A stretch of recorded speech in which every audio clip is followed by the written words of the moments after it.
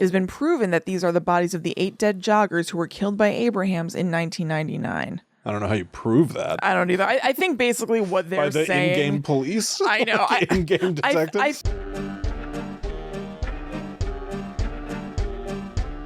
Hello, welcome to Guide to the Unknown. I'm Kristen. And I'm her little brother, William. And this week, we are taking a journey through Vice City, through San Andreas. Pretty good. San Andreas. That's all I know. Liberty City. Okay. From Grand Theft Auto 4. Yep. We're going to be taking a look at the Grand Theft Auto franchise. Yeah, because it turns out there are, like, dark, mysterious, horror, paranormal Easter eggs in it. Yes. I don't want to make it a tradition or a new habit of mine on the show to say I'm feeling sensitive about something or skeptical about how I can share things to our audience. Okay. With our audience. And yet, I've avoided talking about video games on this show. Mm-hmm. For the most part, we've talked about them here and there. We covered the Silent Hill franchise. We've played a bunch of games. Yeah, I was going to say, we do a lot of video game stuff on Patreon. Even this past Monday on Patreon, we continued our playthrough of the Fatal Frame franchise. You can get that right now. Demons can check out that playthrough on patreon.com/gttupod. So that's there for you right this second. But on the main show, we don't talk a lot about video games. The reason we do it on Patreon is so that we can play the video games with people and show people what we are experiencing, and we can all collectively watch and listen to the stuff that's happening in the game. Right. One of the hesitations that I have about talking about a video game on the main show is that a lot of people just don't care about video games. And that's fine. You know, I gotta tell you, I feel like more people care about video games than I expected. Yes, people like, you know, I'm not to overstate it, but I'm surprised at how many people really like our video game playthroughs on Patreon. Yeah, I know. Like, specifically like those. I've been pleasantly surprised. It was kind of a blind spot for me, but we've gotten a few messages from people like asking how to find them exactly. Oh, that's great. And yeah. That's great. Yeah, I think, and especially what we're going to talk about today, Grand Theft Auto. The most recent game in the Grand Theft Auto franchise, Grand Theft Auto 5, is the top grossing entertainment product of all time. Wow. Movies, shows, music. I mean, it's partially because it's so expensive, right? Nothing has made as much money as Grand Theft Auto 5. It is the most celebrated entertainment property. I don't think that's true. Well, celebrated in terms of, I guess in terms of... We celebrate because it made so much money. Right, there you go. The monetary success of it. The fact of the matter is, it was released on PlayStation 3 generation, then it was re-released on PlayStation 4, and as of today, it's available to preload for PlayStation 5. Really? Yeah. That's so weird. And not intentional. We are not marketing this game. Clearly not. Actually, our friend Bethany, who's the host of an Acquired Taste podcast, suggested this topic last week. We had no hand in this timing. No, not at all. That's so weird. Yeah. And so because this is honestly, I guess the gaming population has gotten big enough that they can take this video game and turn it into the top grossing entertainment property ever. Well, so plenty of people must be enjoying it. I definitely think they are, but also video games are really expensive. So it's easy, because aren't they like usually like $60 each? Sometimes 70 these days. Right. So, and a movie ticket is like 15. That's definitely true, but you would think that like the people who are willing to go out and buy a system to run a video game, and you know what I mean? Like, I guess what I'm saying is like, it still is a ton of an outstanding amount of people who are playing video games. Absolutely. I just think it's probably easier to be the top grossing thing when you charge like 4 times plus as much as other entertainment things. Yeah, I think that's probably true. We could probably crunch the numbers and deliberate it, but I don't know. What we're going to talk about today is all about looking at, because Grand Theft Auto as a franchise is all about crime and taboos and parody. It's a video game series that traditionally parodies the state of the United States for whatever year that it was released. So Grand Theft Auto 5, the most recent one, a lot of it is about like there's a lot of vanity. It takes place on the West Coast in a fictional version of LA. It's called Los Santos. So a lot of it is about like the vain, vapid rich people who don't understand that they are themselves foolish and everybody's obsessed with their cell phones. But people who are playing the game, most of the time, what you're doing is stealing cars, shooting people. Right. And it's a lot of like explicit material. Probably a content warning for this episode. I can't control what we might hear in the game. Right. Because we're literally going to play it. Spoiler alert. Right. But because these are massive sandbox games, they're called open world games where you can just go anywhere and do whatever you want at any given moment. In these games, you can go to the movies and sit down and watch an in-game movie. I mean, that is so cool. Yeah, you can do countless missions. And because it's such an expansive world, what they've started to do increasingly, I think, as the franchise has developed, is weave in horror and side missions, optional things that you might not encounter in the course of your average playthrough. You might come face to face with a ghost, aliens. Yeah, that's you can totally unravel sweet. Conspiracies. Grand Theft Auto 5, specifically, the most recent one, has the most of the kind of material that Guide to the Unknownies, Right. I think we'll find interesting. But it's been rules. there all along. Some of it was jokes. So the Grand Theft Auto franchise began in the late 90s. And they've always had like silly goofball things. Like I think aliens have always sort of appeared in some form early on. They always had Elvis impersonators was a sort of joke. I don't know if you... I certainly remember growing up, people endlessly talking about how Elvis is still alive and... Yeah, I mean, it was definitely a thing. You know, and then in Grand Theft Auto 3, 2001, it was the first of the game franchise to really explode in a big way that took the whole world by storm. It became like the subject of endless lawsuits to try to ban it from kids being able to play. Video game rating systems, almost like rating a video game rated R. Right. Became a big deal because of Grand Theft Auto. But I remember in Grand Theft Auto 3... that you could just see newspapers that would blow around on the street like debris, and they would all proclaim, they'd be like, Elvis still alive, or Elvis spotted. Yeah. So they always had little jokes about urban legendy kind of things. Yeah. But man, did they get supercharged in Grand Theft Auto 5. Cool. Before we get to 5, I do want to show off a couple things from Grand Theft Auto 4. Please. If you don't mind. And yeah, like I said, we're literally going to play these right now. So if you are listening to the audio version, you're going to hear bits and pieces of the game. And we'll explain what's going on too. So Absolutely. something again, actually, that I've been surprised about with our Patreon game playthroughs is that I, at one point, was concerned about them because I said, like, you know, it's such a visual thing. Like, are people going to want to listen to this? Yeah. And that was during a live stream that I said that. And unanimously, people said, no, we're good. It's fine. Because I was like, I don't know if we should do that. And they're like, no, we like it. So we'll make sure that even if you're just listening, that you're okay. 100%. Also, what I always do in the show notes these days, if you check the show notes, you're going to see a link that'll bring you straight to the video version of the show. So if you're listening and you decide that you want to hop into the video version, just look for that link. Easy. It's going to bring you right in. But so here we go. I am firing up. Okay, Will Rogers has started playing remotely. Hands, There we go. hands in the air, So arms akimbo. His little guy. my arms are akimbo. So this is Grand Theft Auto 4. This video game takes place in New York City. Essentially, it is a fictionalized version of New York City called Liberty City. And I'll make it larger so that everybody can see the full thing. So right now we're seeing our avatar looking out over New York. So you can see, like, very, very plainly, it's obvious that there's like a parallel to the Empire State Building, to the Chrysler Tower. Yep. And so right now, where I've placed our character, because like a cooking show, I preset everything so that we are able to just leap Will, right that's in. great. Thank you. This is a Will Rogers production. Thank you so much for setting all of this stuff up. Oh, of course. Honestly, I mean, you know me. It was pretty fun to do. Honestly. My character right now is wearing a Statue of Liberty shirt. We're at the base of the Statue of Liberty. I don't understand his shirt. So in this video game, like I said, it's a fictionalized version of New York. The Statue of Liberty in this game, I think that New York even sort of rebelled against allowing the name New York to be used. This is the Statue of Happiness. Oh, okay. The reason I said I didn't understand his shirt is because it was showing the Statue of Liberty and it says happiness is ...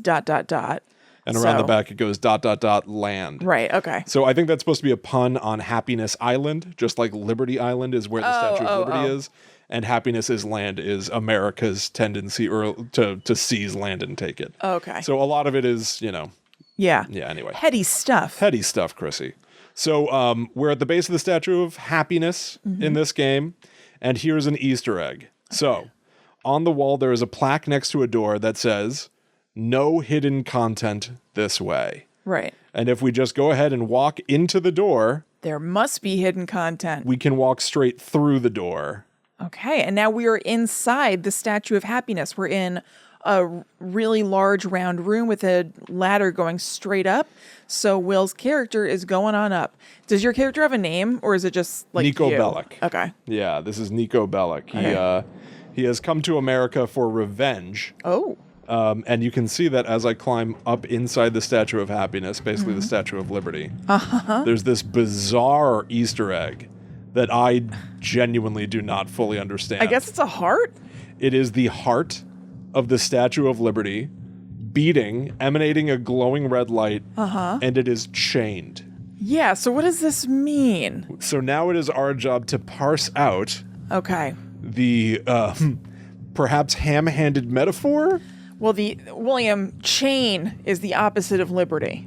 My God, yeah, yes, you're okay. That Well, there we you know. go. Chained liberty, chained happiness. Is it about, the same sort of like, we're not really free. Yeah, right.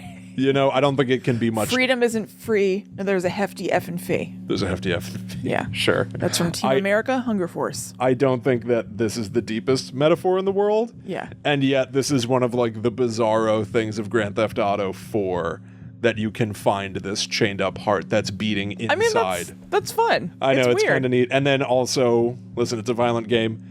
If you shoot the heart, blood spurts out. But only a little bit.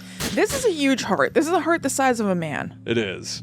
And if I had a rocket launcher, I think you can shoot it with a rocket launcher. Whatever. I mean, I don't see why you couldn't shoot it with a rocket launcher anyway. Doesn't seem like there's anything stopping you.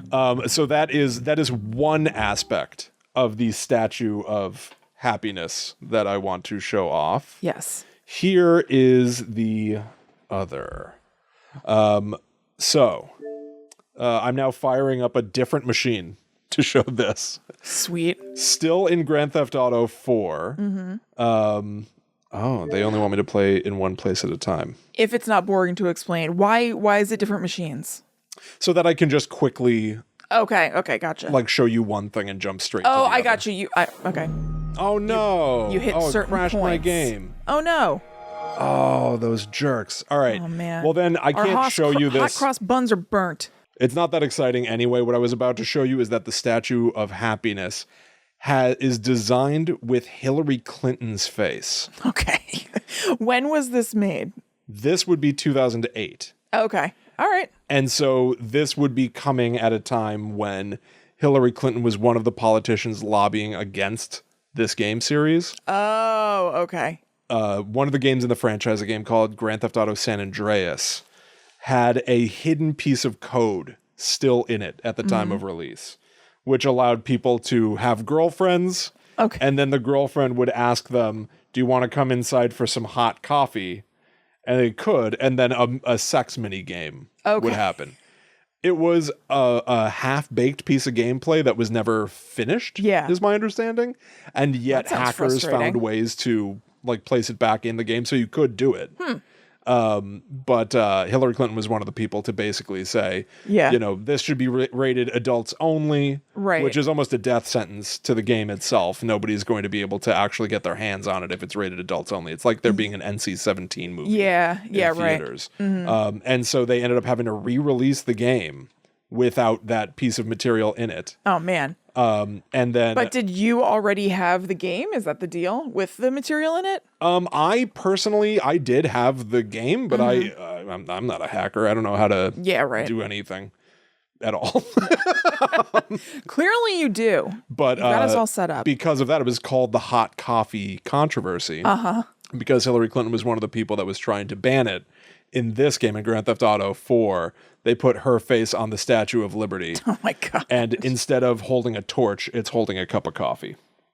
That's kind of funny. It's kind of funny. It's like a very, very big, winky, dorky Easter egg. Yes. It's kind of funny, but it's also one of those things that's also a little... Lame?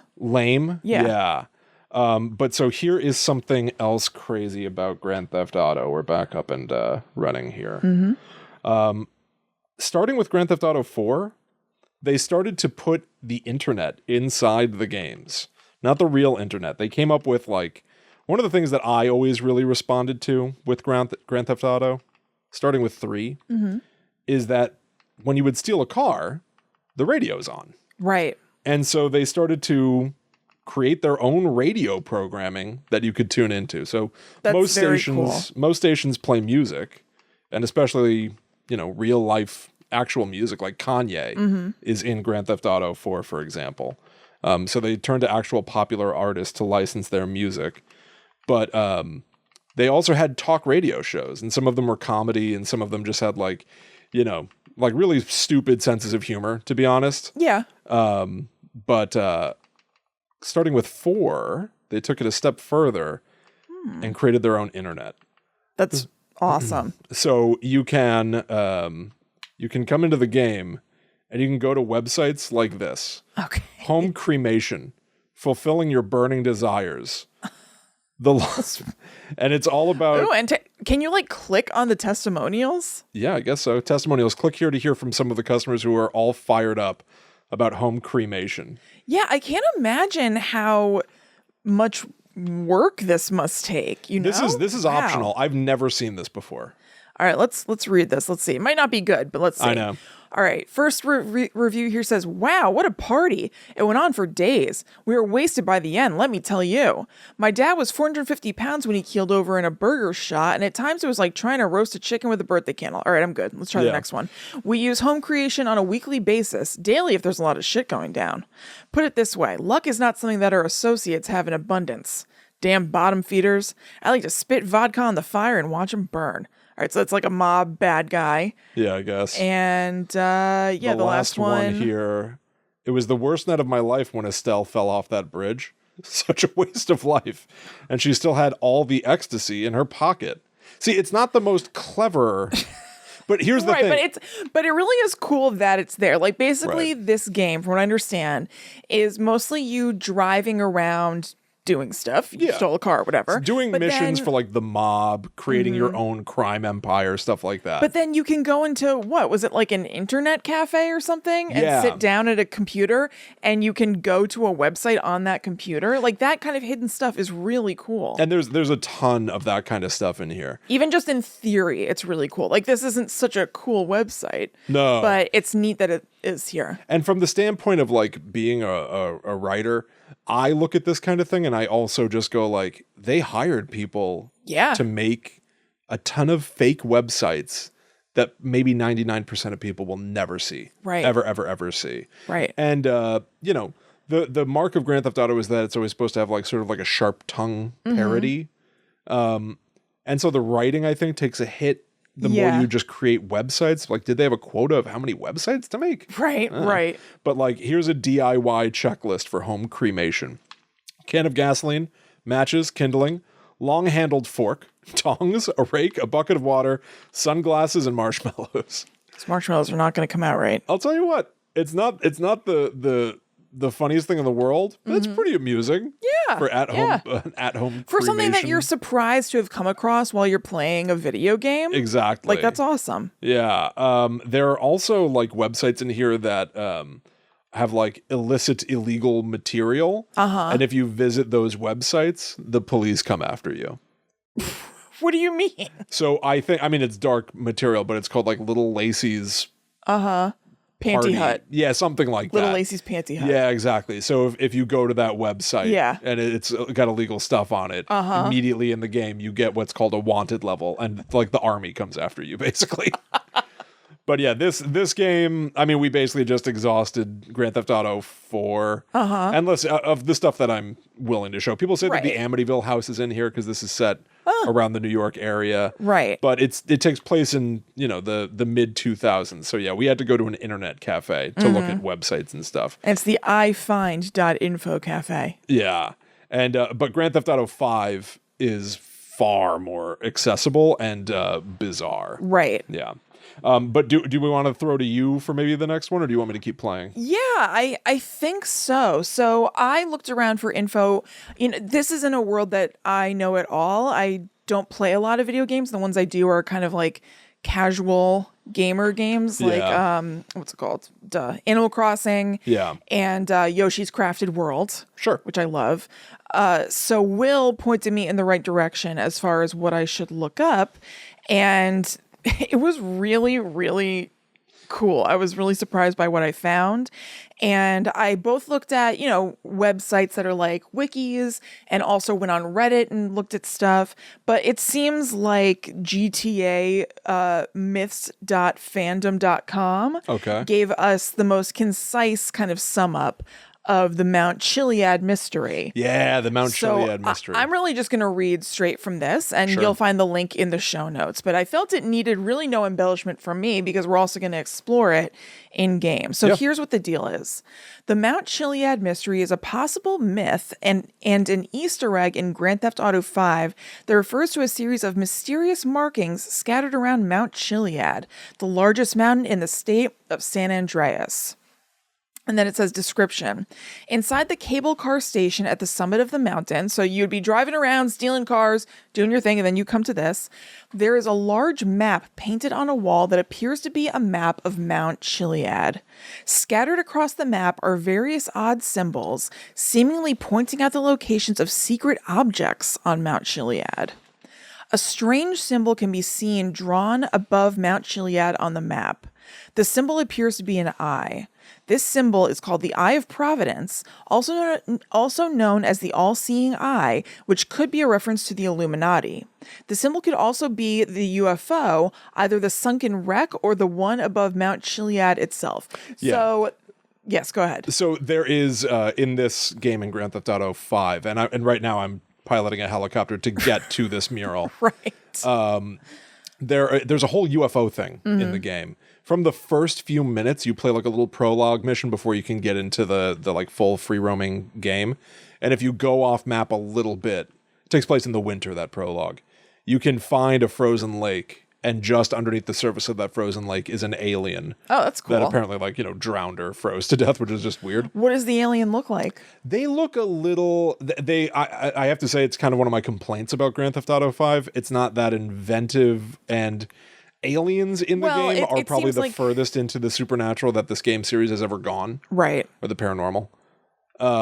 They look a little bit like the xenomorph from Alien. Okay. Maybe a little more humanoid. They look very much like a guy in a suit. Mm-hmm. Okay. Like a rubber suit kind of guy. Yeah. Well, that UFO that some people in the Navy saw in 2017 was said to be able to fly by land and then also by sea. Oh, is that right? So perhaps a little guy got loose. Maybe. So in what you were just referencing about the UFO appearing in the sky or under the ocean, there's a UFO that you can find if you take like a submarine around the coast in this game. And also I think if you 100% do everything in the game and then go to the top of this mountain in the middle of the night, a UFO will hover above you. That's cool. That's like that's like in Animal Crossing, where if you go into your house at like 3 a.m. and you have a TV in your house, then you'll see an alien on the TV. Oh, I forgot about that. That is very cool. It's really neat. So let me tell you about what Will is looking at right now in the video version. Whoop, did I just read this? Did I read about... The strange mural. Okay, stop. So William is looking at that strange mural, and the symbol is similar to the symbols that give clues as to when the character can find the UFO. In this case, at the point where the UFO is, I guess, just above the observation station, lined up with the cable car, the map may be accurate to Mount Chiliad. Something that appears to be a tunnel to the surface on the map might have something to do with the mystery. Oh. That's interesting. Huh. Like the map itself is all sorts of lines as if they're connecting areas, and then there are red X's. Yeah. Almost like there are spots on the mountain that you should visit. Right. My understanding Like of X marks the spot stuff. Yeah, my understanding of the Mount Chiliad mystery is that, like, tons of people have tried to figure out what this might mean and effectively solve the mystery, Right. but I'm not sure there's much to solve. So there are like subreddits dedicated to this, but I don't really know how far anybody can really get with it. Right. And so what I'm reading from this GTA Myths wiki is basically a combination of all of those things written into somewhat of a narrative, but there's not like an existing easy to follow narrative inherent to this in the game. They're basically compiling theories and info that other people have come across. Yeah. So let me keep going. Another strange symbol can be found marked in red underneath the viewing platform. This is believed to be related to the achievement From Beyond the Stars, where some UFO parts must be collected, as it shows what appears to be the map of GTA 5 with some markers on it. Oh. The last drawing is etched behind the viewing platform that reads, "Come back when your story is complete." If the player returns to Mount Chiliad after getting 100% completion, a UFO at Mount Chiliad will appear floating in mid-air above Mount Chiliad. This has been proven to be an Easter egg. Interesting. Yeah, I don't know where that note is. I guess it's somewhere behind the platform, but I don't know where to look. Underneath the viewing platform. Oh, underneath. Yeah. Uh-oh. So let's see. So Will is kind of going around this little mountain thing. For people who are only listening, one of the big hurdles of us being able to do this is that people get banned for like using copyright material in shows and stuff. And I know Spotify is especially stringent with having any material on your show. We famously, very early on, got a copyright strike against us because we played the theme song to like Kabooter Plop, like a Swedish show about gnomes or something like that, and I had to like re-edit the episode and like apologize. And I don't think it was even a modern day show. No, it's not at all. But I had to apologize to Kabooter or Plop. I'm not sure which.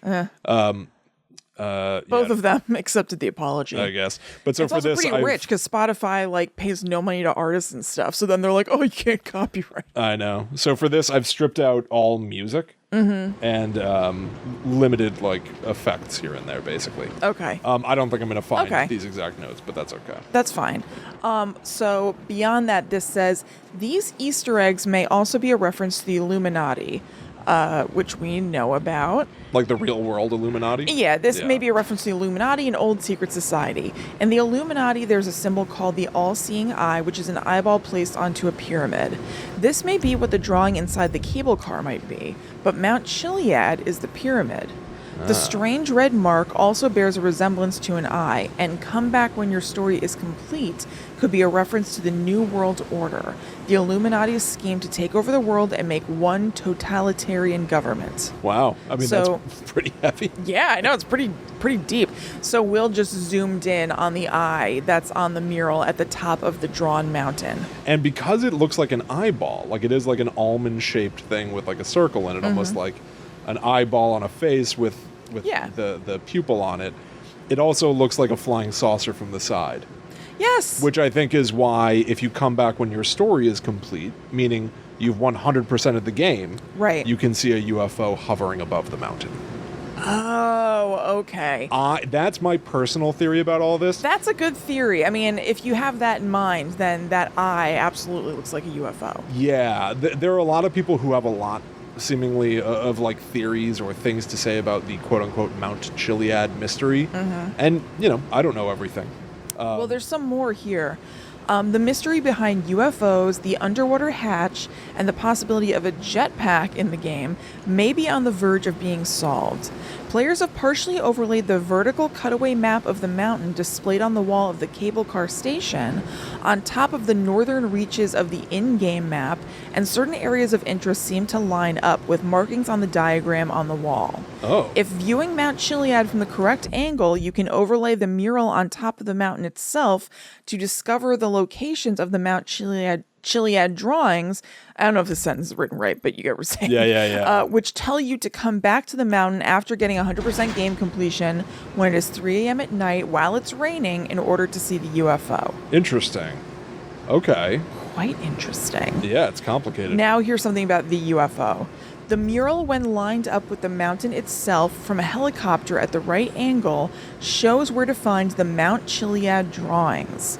The mural shows a UFO directly over the mountain, which can be discovered above the mountain, if you come back or whatever. And if overlaid on the map directly north to south, players have found that the UFO-like marking that adorns the top of the diagram overlays directly where the sunken UFO wreckage is located. Oh, okay. Yeah, there's a bunch of stuff to find in the water in this game, I think. And then there is something like what you were talking about, an alien egg? Oh, yeah, there's like a little egg at the bottom of the of the mural. diagram. Yeah. So this says the alien egg marking on the diagram now marks the spot of the eastern shoreline. Players have theorized that the egg may refer to the Epsilon cult's beliefs, in which it is stated that the world hatched from an egg. It is also theorized that the egg may be connected to the fountain at the base of the Maze Bank Tower. Oh. Considering the fact that other clues point to GTA Online being relevant to the Mount Chiliad mystery, there is a GTA Online mission involving an alien egg. Wow, okay. So I can fill out some of that. The Epsilon cult that you mentioned is the in-game version of Scientology. Yeah, I remember you telling me about this. Yeah, so in the story mode, there are 3 playable characters. There are 3 main characters of this game, and one of them can join the cult. Mm-hmm. And you have to go through like a bunch of trials, and then you get special clothes that you wear in the cult and all that kind of stuff. So the idea that the cult is tied into the UFO mural that might also have something to do with the Illuminati, like that all oddly tracks, especially because Scientology, I don't know a ton about it, but it believes in aliens. The Scientologists believe in aliens. Yes. They believe that there was like an alien war, and then, so, I don't know, I think something exploded and went into volcanoes, and, well, I don't know. Yeah, and then those volcanoes exploded and put these beings out into the universe that have attached to us and cause all of our like human maladies. Okay. And so when you do things like a Scientology audit, which is basically like unlicensed, not cool therapy, you are trying to rid yourself of these things. I'm blanking on all the terms, even though I was literally listening to Scientology in the aftermath on the way over here. But yeah. Really? Yeah. There's still more to say about Scientology? Yes. Man. Leah Remini and Mike Rinder have a podcast now. Great. Mike Rinder. Actually, I was listening to them on the podcast from people who kind of whistle blew NXIVM, which is called A Little Bit Culty. Cool. And Leah Remini was a guest on it. That's a funny name for a show that's literally about like the severity and seriousness of cults. They talk to people who have been in cult-like situations, and like they realized that what they were doing was a little bit culty. Yeah. Okay. Interesting. Anything else about Mount Chiliad? Let me see. Not really. That's pretty much it. This is kind of repeating stuff about the 100% theory. Yeah, I think there's a lot. Anytime that I've tried to look into the Mount Chiliad stuff in Grand Theft Auto, I find myself like, oh no, I've gone cross-eyed. Yeah. Where I'm just like, it's like reading a real-life conspiracy theory, where I can't tell if anybody's taking it seriously themselves, or are they joking, and how can everything be involved? It starts to become white noise. Yeah, my impression, which is, does not hold a lot of weight because I haven't played the game or anything, but from reading the Reddit threads and stuff, I do think that probably people are making a mountain out of a molehill because it's really fun. It's fun. There's a natural inclination to solve mysteries and things like that. But I think that it was mostly just a kind of a fun Easter egg for the creators of the game to put in without as much thought as people are putting into it. Agreed. And honestly, that's some of the appeal of games a little bit too, right? Like if people are engaged and they really want to go ham on a theory, like hell yeah, that's awesome. Yeah, so that rules. To each their own, and more power to you. I hope people solve the Mount Chiliad mystery. I just don't think that there is a Mount Chiliad mystery. I agree. Right. It feels to me like a pretty cut and dry, come back when your story is complete. Pretty much every And then section. you can see a UFO above the mountain. That's it. I think that's the whole thing. Pretty much that's the whole thing. every section of the GTA Myths Wikipedia goes back to come back when it's at 100%. Yeah. So I think that's pretty much the whole thing. Yeah, exactly. So I want you to talk about the next thing. Okay. So let's talk about the Infinity Killer. And actually, before you do that, I just want to remind people out there, if you're enjoying hearing us talk about video games, and if you're watching the video version and seeing us play some of Grand Theft Auto, go check out patreon.com/GTTUpod. Right. We've been playing Fatal Frame every month or so. And so just this past Monday, we did it again. And quite frankly, it scared me almost the second that we started playing. Yeah. It's about ghosts. You take photos of ghosts In order to vanquish them. in order to exorcise the evil spirits. That's right. But the hook is that you have to point your camera at them and wait for them to shamble close to you. Yeah, once they get into attack mode and once they're really close, that's when you're able to eliminate them with the camera. So it's a bunch of freaky ghosts getting in your face. They're really cool, creative designs. It's fun. It's really inventive and cool. So go check that out. Yep, and we have tons of other stuff over there. Even though we were talking about video games today and we've talked about the Patreon video game playthroughs, they're really a fraction of the stuff that we have over on patreon.com/GTTUpod. We have bonus episodes of all stripes. Yep. We have movie reviews. It's kind of basically the stuff that you like about Guides to the Unknown, but just doubled when you go over to Patreon. Yeah, if you join for our demon tier, that's the top tier, you get access to everything. That's a brand new Patreon show every single Monday. It's twice the amount of Guide to the Unknown.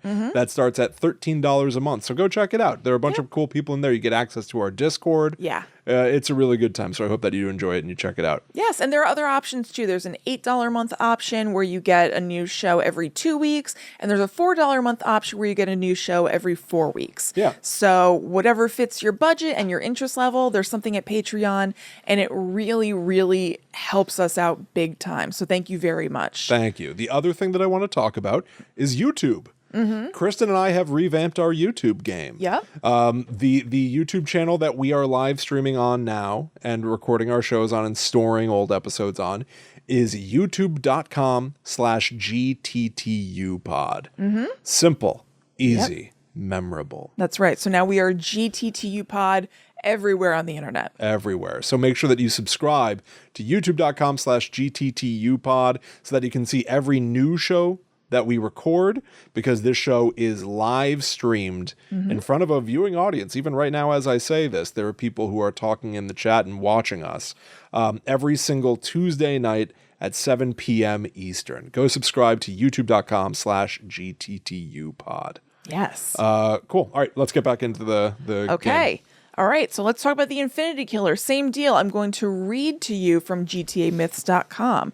This is very neat. So again, the way that I'm reading this is like that, as though this is all laid out for you plainly throughout playing GTA, but I know that that's not the case. This is just pulling together from lots of different Easter eggs and sources. So Merle Abrahams, who lived from 1947 to 2004, is more commonly known as the Infinity Killer. He's a serial killer in Grand Theft Auto 5. Though he's never seen in the game, he is mentioned numerous times throughout the game. Abrahams is responsible for the Infinity murders carried out in December of '99, in which he murdered 8 people and buried them in a secret place in San Andreas. Very little is known about Merle Abrahams' life. He was born in 1947, although his location of birth has not been determined. He resided in a home in Sandy Shores for much of his lifetime until he began developing a severely psychotic state of mind and an apparent obsession with the number 8 and infinity. He claims that 8 is just infinity turned sideways, hence his nickname, the Infinity Killer, so meaning the infinity symbol. So where Will is right now in the game as we're playing it is that he's wandered into what looks like kind of a broken down house. It doesn't even have walls anymore, or I don't know, maybe it's in a state of construction. And there is graffiti on the wall that says, "There will be 8." Yeah. So this is something that you just come across in the game and you're like, what the hell does this mean? Right? Yeah. If I were playing the game and I were just roaming around the map and I stumbled across this burned up house and I saw there will be 8 scrawled on the wall, I don't really know what I would do next. I don't know what I would think. I don't know. Yeah, There's where nothing, you take this. Yeah. But it's a hint at a greater story. Right. You know? At a larger thing. So here's some of that story. In 1999, Abrahams reached the peak of his psychosis when he murdered 8 male joggers and hid their bodies around the state in a murder spree which was nicknamed by the authorities as the Infinity Murders. Soon after, he was captured by the police and incarcerated in the Bolingbroke Penitentiary. At some point during his incarceration, his house in Sandy Shores was intentionally set on fire and vandalized, possibly by one of his neighbors. So this is his house. That's where we are right now. We're at what used to be his house that's been burned down, I guess, by one of his neighbors after he was caught. Abrahams later died in December 2004 at age 57 while awaiting trial for the Infinity Murders. He never confessed to having carried out the murders, but he admitted to having an irrational obsession with the number 8. The bodies of his murder victims were never found. So now Will has just come across another piece of graffiti on the outside, and it says, "Go away, Merle Abrahams. You're a wrong..." Yeah, I'm not sure there's something. a bush. What could it be? covering You're a wrong guy. You're a wrong Dude. You're What does it say? You're a wrong... a wrongin'. Oh, a wrongin'. Okay, Wrongin'. like, yeah. So it's like, youngin'. yeah, youngin'. You're a You're a wrongin'. wrongin', yeah. So there are many in-game clues around the state of San Andreas, which reference Merle Abrahams and the Infinity Murders. Most of the clues come in the form of short phrases written on walls by Abrahams himself, usually describing his motivations behind the murders. These clues illustrate his psychotic mentality and his rise to insanity over the course of a few years. And now there's something about the house, which is where we're at right now, so let me see if there's any new info in here. It looks like it's been abandoned. And inside the house, as we just saw, there will be 8 is written in black ink on a broken chunk of wall. Further inside the house, there's another phrase written in black ink just behind a small shelf. The phrase reads, 8 is just infinity stood up. Yeah. Both of these signs were written by Abrahams himself. Yeah, we're looking at the 8 is just infinity stood up sign right here. I thought it was going to be small because it said it was behind a small shelf. It takes up the whole wall. Yeah, it's partially covered by a shelf, I guess. Yeah. Next to this, there are 3 sets of 5 tick marks adding up to 15. The significance of these marks is unknown, as Merle seems to be fascinated with the number 8. There's a possibility the shoes could... Okay, there's jump to shoes. I know what they're talking about, Okay. though. Oh, I see. There are shoes hung over the rafter here, almost like when you tie the shoelaces of a couple of shoes together and throw them over like a power line or something. They're just shoes dangling from like a piece of wood up in the ceiling. Right. Where was that? The possibility the shoes could belong to his unnamed child, whom he had killed when it was either 15 days or years old. So they're trying to tie the shoes to the hatch marks. and I don't really know why. I mean, so here's the thing. We're looking at They basically also look like grown-up shoes. I agree. They So look if like grown-up anything, shoes. it'd be 15 years. Yeah. I think here's my pet theory. And granted, I don't know. Maybe there's stuff to contradict what I'm about to say. So what I see in the video game, you've got this burned out house. And you've got this story about the killer guy who lived in like the 40s. Right. So it was a long time ago, is Right. the point. And so he said there will be 8. He killed 8 people. He thought 8 was infinity. Is there some sort of like the Zodiac killer would claim that, Right. he killed his victims to be slaves for him in paradise in the afterlife or whatever. So is that sort of the idea here? I'll kill 8 victims and that will give me eternal. Then I'm good. Right. But it's like a big environmental puzzle. You can walk around the house. You can look for little clues. So people are walking in here and they're seeing shoes in the rafters. They're seeing tally marks on the wall. They're seeing these scrawled messages that appear to genuinely be from the killer himself. And also jars that kind of look like, something preserved in formaldehyde. That's true too. Yeah. And the number 8 scrawled all over the place. And they're trying to weave them all together into a single story. Right. Here's what I think. And also, by the way, there is what appears to be a mountain with ovals hovering above it, which might be tied to aliens. Right. And, ovals are each half of the number 8, right? Yeah. So, I don't know. Anyway, here's what I think might be going on. This guy was a killer in the 40s. He scrawled on his own walls. He was brought to justice. The people in the area then burned down the house and wrote down, "Go away, Merle Abrahams, you're a wrongin'." And this house has been left here to rot. I think that the tally marks on the wall, they're not written in the same black ink as the crazy killer stuff. No. 8 is just infinity stood up, and there will be 8 are written in black ink, whereas these tally marks are uniquely written or scratched in the wall.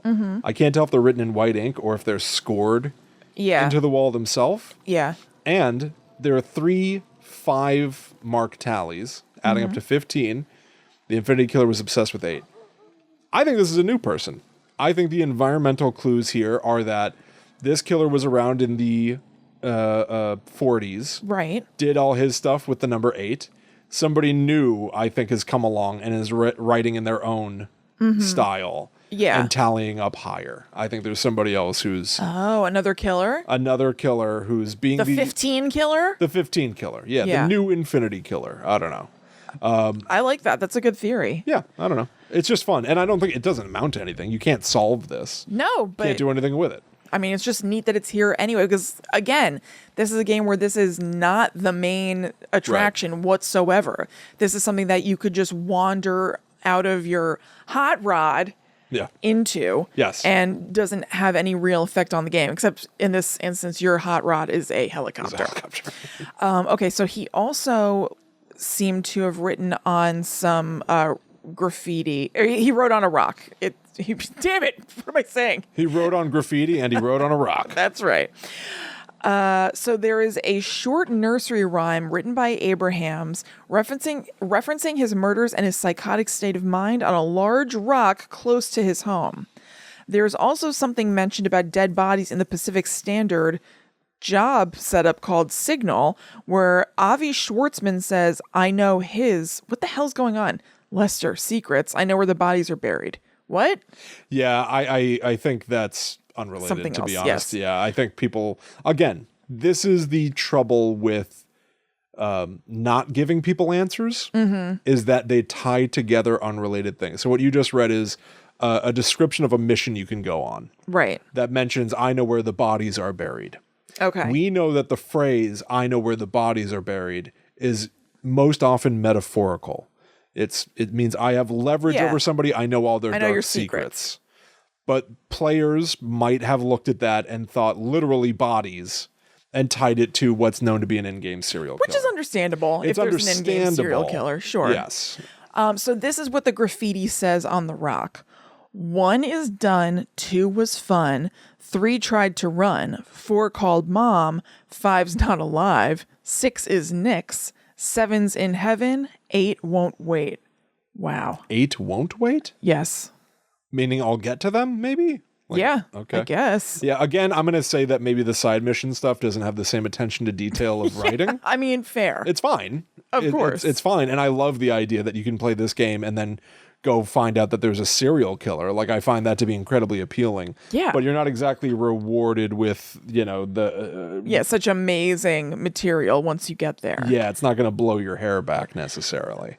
So you can actually also visit the Bolingbroke Penitentiary where he was held. And on the wall of a recreation yard near cell block 9A, there's some more writing left by Abrahams. The writing says, "Where water meets land and fire once spewed forth, there the infinite 8 shall stay until I return." I mean, I think that's kind of awesome that you could kind of forget about this. Yeah. And then you're at the penitentiary for whatever reason. And you're like, oh man, there's like another reference to like the number 8. This is all tied in. Yeah. It's really cool. It is really cool. And not only that, and you might get there, but I think you can find the bodies. Let me see. Yes. So if the player investigates the small islands north of Mount Chiliad, he'll be able to find 8 bodies at the bottom of the seafloor bound in burial wrappings and laid to rest. It has been proven that these are the bodies of the 8 dead joggers who were killed by Abrahams in 1999. I don't know how you prove that. I don't either. I think basically what they're By the saying. in-game police? I know. In-game detectives? I think in the language of GTAmyths.fandom.com, they're saying that other players have seen this and they have verified it themselves. Yeah, or they all have come to the same conclusion. Yeah. There are also bloody footprints around the 8-ball pool table if you go to the Yellow Jack Inn in Sandy Shores, which seems to be some sort of reference to Merle Abrahams. Okay. Yeah, the 8-ball table. He was obsessed with 8. And there's bloody footprints there. Yeah, that's fun. Yeah, you know what's going on. So, regarding what he wrote in that prison, when water meets land and fire once spewed forth, there the infinite 8 shall stay until I return, could be a reference to Mount Chiliad. It's possible that Mount Chiliad was once a volcano, hence the term fire once spewed forth. Mount Chiliad is also next to the Pacific Ocean, which explains the next part of the phrase, where water meets land. Finally, the infinite 8 could be his 8 victims. This statement could be a clue as to where his 8 murder victims are buried. Of course, we know that it's been proven that they're buried in the sea. Yes. I'm trying to pilot to the sea. I don't know if I'll actually be able to find them, but we'll spend a minute trying to see if I can get in there. Yeah, why not? Yeah, I think it's fun to tie it back to Mount Chiliad as well. That like this guy had some fascination perhaps with Mount Chiliad is had some sort of personal mythology tied to it. Yeah, the idea that, you know, if we're going to accept that Los Santos is a fictional reality here, they've got a giant mountain. People focus on that giant landmark and they make a meal out of it in a multitude of ways. Yeah. So some people say that it's an alien hotspot. Some people say that there's a jetpack hidden within it. Right. Some people say it's associated with the Illuminati. And for this maniac guy, he's like, it spewed forth fire once, and I shall hide my bodies nearby it until we can be reunited. Yeah, exactly.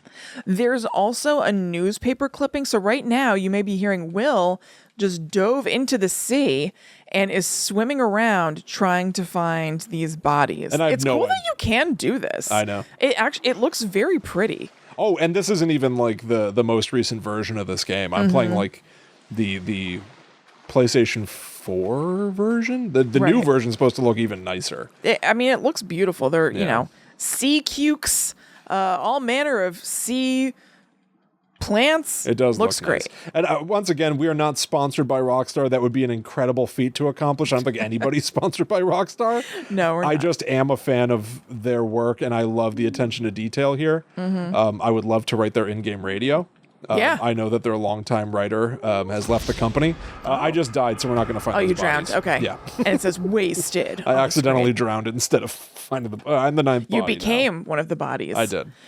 So there was also a newspaper clipping that is found in a small half-destroyed shack in Sandy Shores, which tells the Merle Abrahams story. So that's where a lot of this information came from. Oh, so there is a lot like of the proven document. info. Yeah, I don't know if the document says the thing about finding the bodies, but at least it fills in some of the gaps and doesn't just leave you with the info that's scrawled on walls. Gotcha. To put it together. Part of what's fun about that too, to me, is like you might come across this either by finding the burned out building and seeing his scrawled writing on the wall. Yeah. Or maybe you're swimming around in the water and you find the bodies. Right. Either one is a potential starting point. Yeah. Right? You either Yeah. find the bodies and want to know how they got there, so you end up finding the shack, or you find the shack and go, oh, I wonder if I can follow the trail left by this killer. Right. And it doesn't really matter what you find because they're not written sequentially or anything. It's really just all these little pieces of a puzzle that you can put together really when you find that newspaper clipping. Exactly. It's just so it's so sort of like welcoming, and whatever you want to make of it, you can. And that's part of what I enjoy about the franchise overall. It's very cool. So I'm going to now connect to my PlayStation 5. Okay. Where I have queued up maybe the most awesome All right, sweet. thing that's in this game. It is, again, like the UFOs, I think that it is, quite frankly, one of the broadest elements of the supernatural in the game, to the point where, like, I feel like as much as this game series likes to be a parody and likes to be a little bit silly, they have always treated the reality of the game world with some Dignity? Yeah. There didn't used to literally be aliens in Grand Theft Auto. Mm-hmm. Grand Theft Auto 5 changed that. And yet, I guess I always feel different about aliens. Aliens to me, I know that probably statistically there literally are aliens, but something about it just feels a little more... I realize this is almost insulting, and I don't mean to be insulting, but just for the shorthand, a little tinfoil hat to believe in aliens. I just can't make heads or tails of it, and there's just too much debate for me to really enjoy alien subject matter. I much more enjoy ghosts. I prefer ghosts, but I've come around to aliens more, I think, since we started doing the show. Yeah. Well, I bring up ghosts, Kristen. Yeah. Because I'm about to show you one. Oh, no. Yes. I'm going to reveal to you... A scary one? I think so. I honestly... Okay. So Grand Theft Auto 5, I have gotten in position here. Wow, a very different main character. Oh, yeah. There are multiple characters you can I play didn't as comment on it before, but I felt the seat of our last character's pants were a little dirty. Yes, his name is Trevor Phillips, and he is out of his mind. Yeah, so in Grand Theft Auto 5, if you go to a particular location at 11 p.m. at night, you can find this. And there's By the way, this guy's wearing a fancy suit. That's why I said that before, listener. Whoa! Yeah, do you see that? It's sort of... Yeah, I see that. That's awesome. There we go. We can even There's a floating ghost. We can even try to approach it. Oh, if the game plays nice. Uh-oh. Here we go. Oh, no. Did she disappear? Maybe she's going to pop up behind you. What just happened? Is she gone? I don't know. It seems like it. What we were able to see at a major distance through the, I don't know if you call it a viewfinder, I don't know what you call it, in our gun was a ghostly looking woman. It was somebody wearing like a white dress that seemed to fade away into nothingness, pale face and long dark hair, just standing there on their own, not really doing anything. And we just happened to look at them while they weren't doing anything. So it's a totally, again, like this is even more optional than that burned out shack. Right. The burned out shack you can get to any old time. This is a special only time. Yeah. This is only available at 11 p.m. And I think the reason why she disappeared, maybe it spilled over into midnight and she's not visible at midnight. I think we maybe literally saw maybe it's the only 11:01 glimpse of her that we were able to see. But so well, that was neat. She is a wailing ghost, and here somewhere on the rock, maybe it disappears with her, is a name scrawled in blood. Oh, wow. This is the site where this woman died. Her name is, because there's a whole mythology behind her. Yes, there's a whole story and everything. Her name is Jolene Cranley. Okay. Yeah, Jolene Cranley. This is funny phrasing again. So you went to GTA Myths, right? Yes. So did I. GTA-myths.fandom.com. The ghost has been proven to be the ghost of Jolene Cranley Evans. This is the vocabulary and vernacular of GTA Myths.fandom.com. Probably written by the same person. Maybe. Right? The deceased wife of Jock Cranley. What? Jock Cranley. Like Jacques? No, Jock. Oh, and I know okay. that because that guy with the dirty pants I was playing as before, there are side missions where an elderly couple thinks that you are Jock Cranley. Okay. So, Jock Cranley was a famous stunt double, appearing in a variety of popular TV shows in the 1980s. Before becoming famous, Cranley used to live in Blaine County. During the 1970s, he got aspirations to become a stuntman in Los Santos, but his wife Jolene objected to them moving to the city. So while on a hike on this mountain, Jock Cranley pushed her off the side of a cliff. She fell and died from severe internal injuries as the result of her fall. Not good. Jock was taken into custody, but was immediately released without charge because there was not enough evidence to prove that he committed murder. The full article about the murder can be found on an in-game newspaper. That's awesome. I know, it's just kind of neat. And the fact that you can see her actual ghost and she tries to name her killer who got away with it is kind of interesting. Here's the other thing about Wait, where this. does she try and name? Does she write Jock on the mountain or whatever? When she appears here, the name Jock is written in blood around her. I think Cool. I literally had her on screen for like a few seconds Yeah. before she disappeared. And I think the name disappeared with her. Okay. But so the other crazy thing about the story, though, is the connections to possible real life. So follow me, because this is a little tinfoil hat. Okay. The story of a stuntman working in the LA film scene and killing his wife also happens in the Quentin Tarantino movie Once Upon a Time in Hollywood, Yeah. where Brad Pitt's character shoots his wife off the side of a boat. All right. He, in canon, one of the main lovable characters of that movie murdered his own wife. That's right. A lot of people debated whether or not that's true when the movie came out, and then Quentin Tarantino wrote a novelization of the movie where it's made explicitly clear Yeah. that Brad Pitt killed his wife Right. in that movie. And that, I love that movie. That in turn is based on a real life murder that was believed allegedly to have been committed by Robert Wagner. Oh, yeah. Do you know what I'm talking about? Oh, yeah. Killing Natalie Wood. Natalie Wood, that's right. So I know that it's a little 6 degrees, but weirdly, I wonder if this story, Jolene Maybe. Cranley, is in some way a reference to Robert Wagner's alleged killing of Natalie Wood I mean, maybe in a by way of six-degreesy Brad way. Pitt. Yeah. You know, Look, shouldn't everything be? and admittedly it's stretched thin because it's about the stuntman connection, which just seems very specific to me. Yes. That Jock Cranley was a stuntman in the Grand Theft Auto world, and Brad Pitt's character, Once Upon a Time in Hollywood, is a stuntman. They each murdered their wives, and Brad Pitt's murdering of his wife is definitely a reference to Robert Wagner. Right. So it's a little... Did this come out after Once Upon a Time in Hollywood? No, this came Okay. out way before. Yeah, that's what I thought. Way before. So it's the LA one? Is that Yeah, the deal? yeah. I mean, maybe it's just because that's a common, I mean, not that common, but you know what I mean?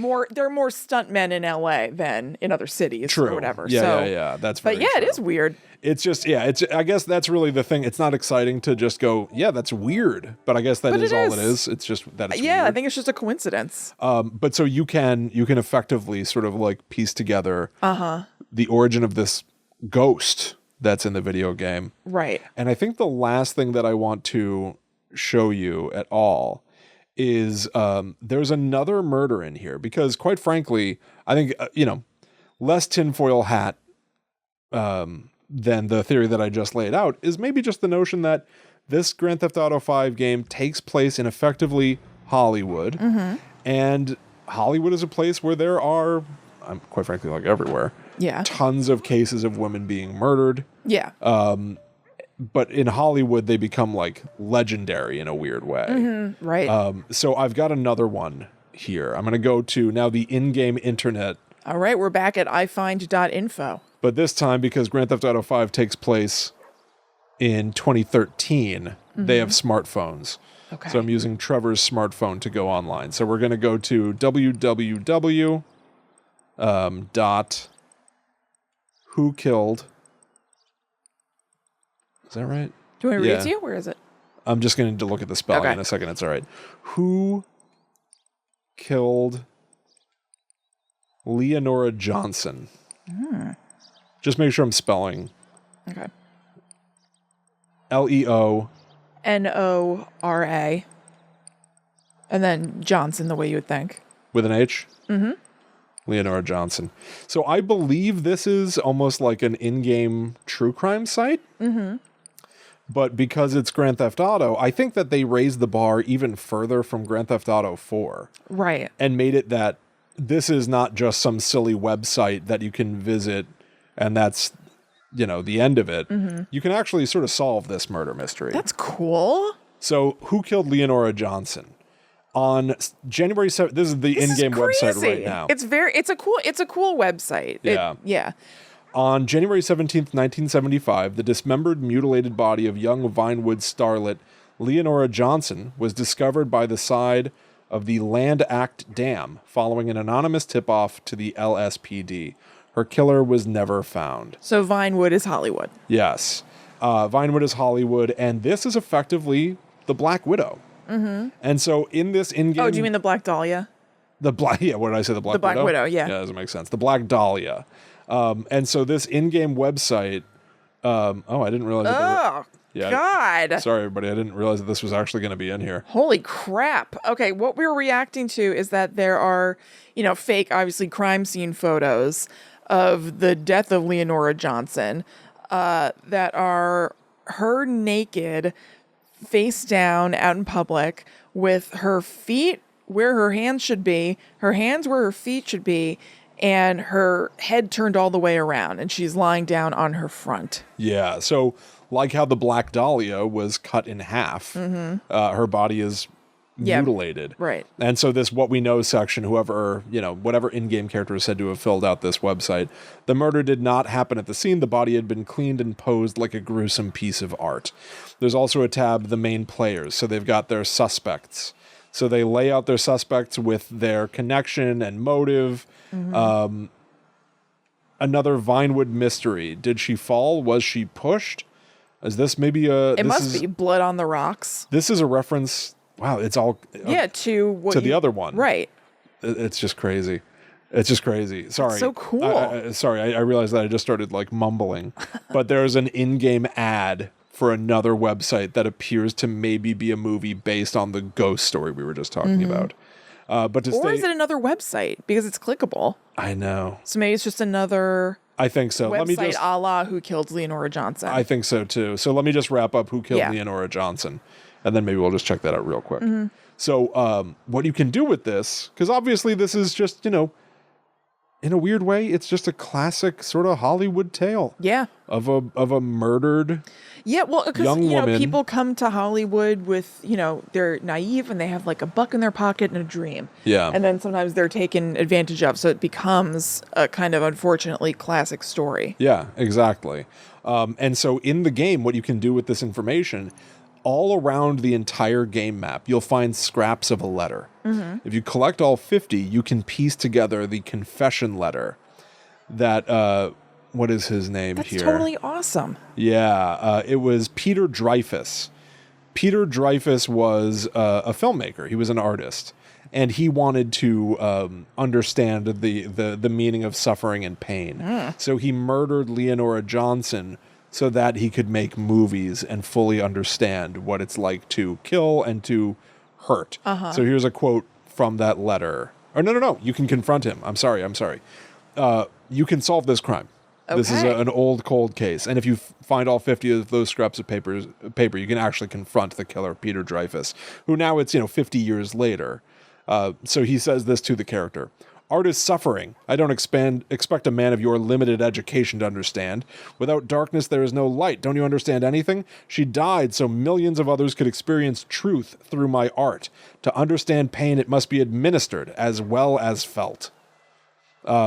So it's like this old Hollywood guy who insists that he had to do this, basically. Right. But again, you might play the whole thing and not even know that this happened. Right. That's what's so cool. And the true crime nature of it, I do feel like it's if you're going to do Hollywood, it's interesting to dig into old Hollywood and the where the bodies are buried and the sins of people is kind of interesting. So I'm going to click this link. Another Vinewood mystery, Blood on the Rocks. Did she fall? Was she pushed? Oh. Okay, so it just brings you to a newspaper clipping about it. It's just another page at whokilledleonorajohnson.com. Yeah, so I guess maybe this website is also somewhat about just like the evils that have been done to young women here. In the area. It was an accident, claims quote-unquote heartbroken husband. A young husband was made a widower yesterday in an incident at the cliffs in eastern Blaine County. John Jock Cranley, 26, and his wife Jolene Cranley Evans, 22, were walking by the cliffs overlooking the El Gordo Lighthouse when a dispute ended in Mrs. Cranley Evans falling to her death. That's I don't know. Yeah. There's just there's too much to even cover. You know what I mean? Yes. Like there's so much that you could delve into with all of this. And that's the idea. Like, I really do think that in Grand Theft Auto 5, you could basically log on to the internet and poke around and find a million things to do without even playing the main game. That is such a cool thing to me. I just out of curiosity went to whokilledleonorajohnson.com on my phone, and it just brings you to the Grand Theft Auto 5 website. It's funny. They must have had to have purchased every one of these domains. Like this would be an expense. Right. Just to have an in-game immersive internet. And then not have like another website online like ruin that in some way and sort of Right. break the immersion, because it only serves exactly this fun purpose that we're talking about now, that you just get to kind of check it out in the game. It wouldn't really take away anything from it if a rando had purchased whokilledleonorajohnson.com on the outside. Totally. But just for consistency's sake, they purchased it so that somebody else couldn't. Yeah. It's awesome. It's just incredible. Yeah. It's incredible attention to detail. It's incredible inventive, game design, world building. I Right. just think it's kind of fascinating. Yeah. And we really only touched on 10% of probably what Grand Theft Auto has to offer. There might even just be stuff in here that nobody has ever even come found. across. Yeah. And not only that, but Grand Theft Auto 6 should be coming any time now, really. Grand Theft Auto 5 has been out for a decade. Right. A decade. And they're still going to Boy, release people are going to freak out. yet a new version on PlayStation 5. So it is probably the longest lifespan and it's been supported through Grand Theft Auto Online, which I've played a bunch. They keep adding new story beats. There are killers to find over there too. Right. They just keep adding new stuff to this game, which is crazy.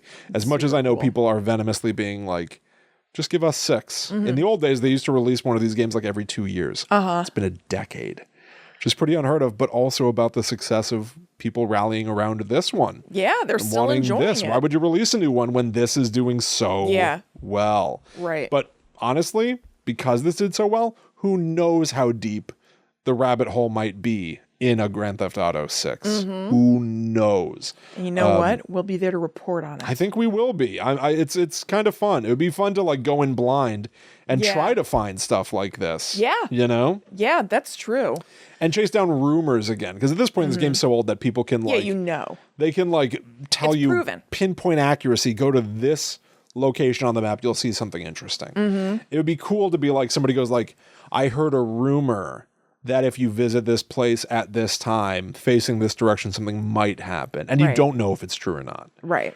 That'll be fun to check out. Maybe we'll get to do that if and when GTA 6 comes out and if we're all still alive to see it.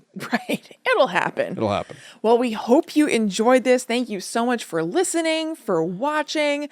It was really cool. And William, seriously, thank you so much for doing so much work to line up these clips so we could check everything out. It was fun. I was really excited about the ghost one. I wish that she stuck around longer. I know, she's but you really know there what? for That's the a blip nature. in time. I can't believe it. It's the nature of the supernatural. It is. It Just is, as quickly Kristen. as you see it, it goes away. They're finicky, those Yes. ghosts. Absolutely. So again, thank you so much. Go to patreon.com/GTTUpod if you would like to support the show and get all kinds of bonuses back in return. Again, you can choose your own adventure with that.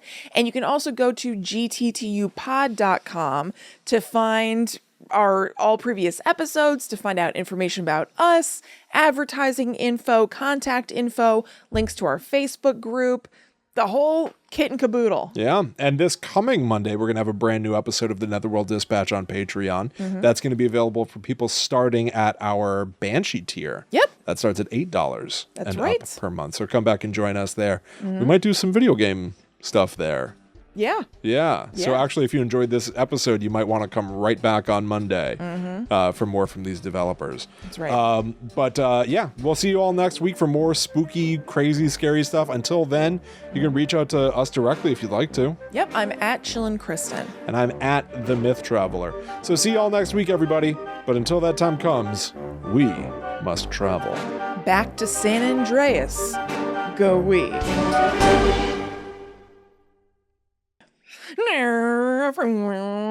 Hey, get out of the car, you loser! I'm commandeering it! Keep going. I want more. It's my car now, and I'll drive it as fast as I wanna! I'm going to Grand Theft your auto. No, you're not, sir! I'm gonna hit you and beat you up! That's what we do in these games! Let me write your in-game radio. Won't it be so good? Yeah, right. This is a great audition tape. It was a hell of an audition.